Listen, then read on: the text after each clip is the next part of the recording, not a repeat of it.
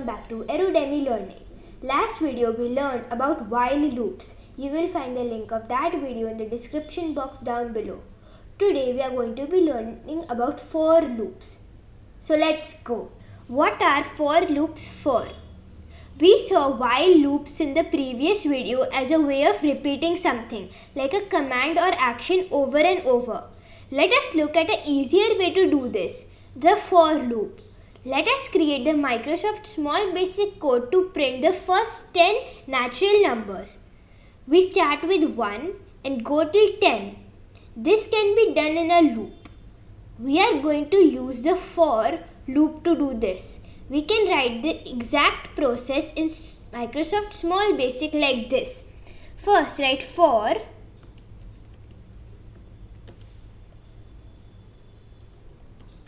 number is equal to 1 to 10. Text window dot write line number.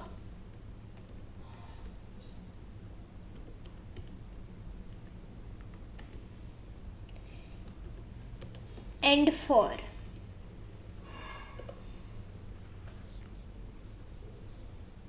You can see the loop has written all the first 10 natural numbers 1, 2, 3, 4, 5, 6, 7, 8, 9 and 10.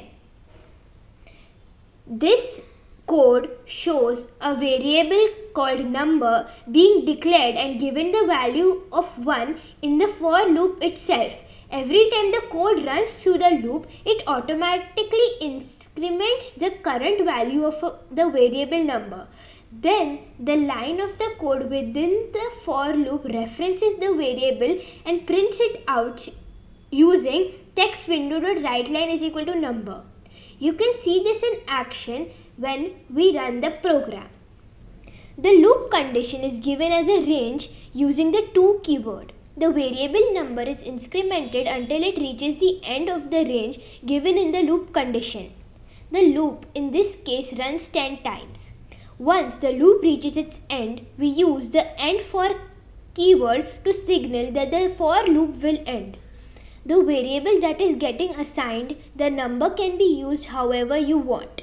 You can print it out, use it in a conditional statement, use it in another variable, or not use it within the loop at all. Now that we have learned about for loops, we can introduce a new topic, double for loops. Double for loops are used when one for loop is nested inside the other. Now let us try an example. First, a number is equal to 1. For row is equal to 1 to 10. For column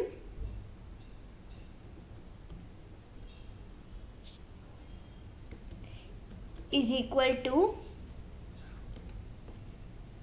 1 to 10.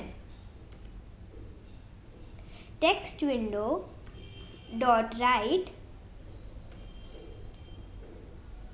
is number plus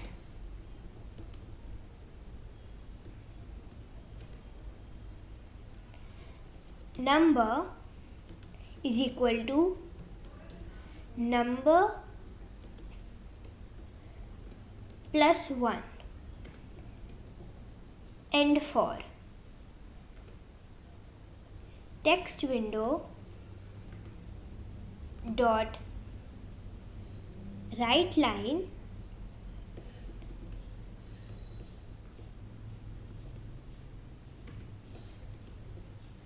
and for.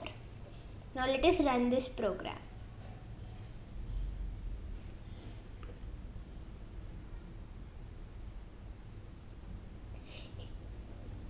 In double for loops, we call the outer loop with an inner inside loop. In a for loop, everything inside the loop is repeated many times is specified. In this case, the outer loop goes 1 to 10 or 10 times. Every time the outer loop is repeated, the whole inner loop is called. This means if the outer loop is repeated 10 times and the inner loop repeats 10 times, and for every one time the outer loop is repeated, the inner loop goes through its whole 10 times. The code in the middle is called 100 times, since 10 by 10 equals 100. Looking at the double loop written above, how do you think it would print out on the text window? Type the code into your code editor to try it out. Let us think about the code we just wrote. Notice the variables before the double loop. It starts at 1. What would happen if it started at another number? What happens if you take away in text window.number? Try these changes in the code editor and see what else you can change. Maybe instead of a number variable, you can put a string. Technically, you can put as many for loops as you want inside another. They are also called nested for loops.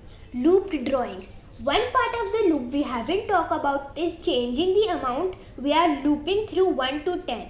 You might already have done this, but have you thought about making the inner loop dependent on the variable in the outer loop?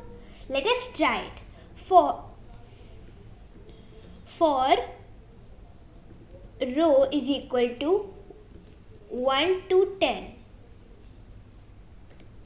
For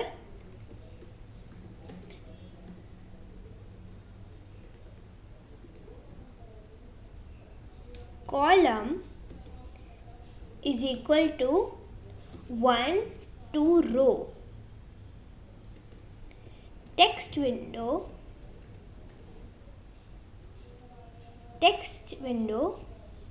dot right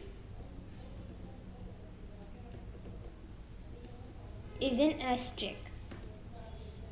And for text window dot right line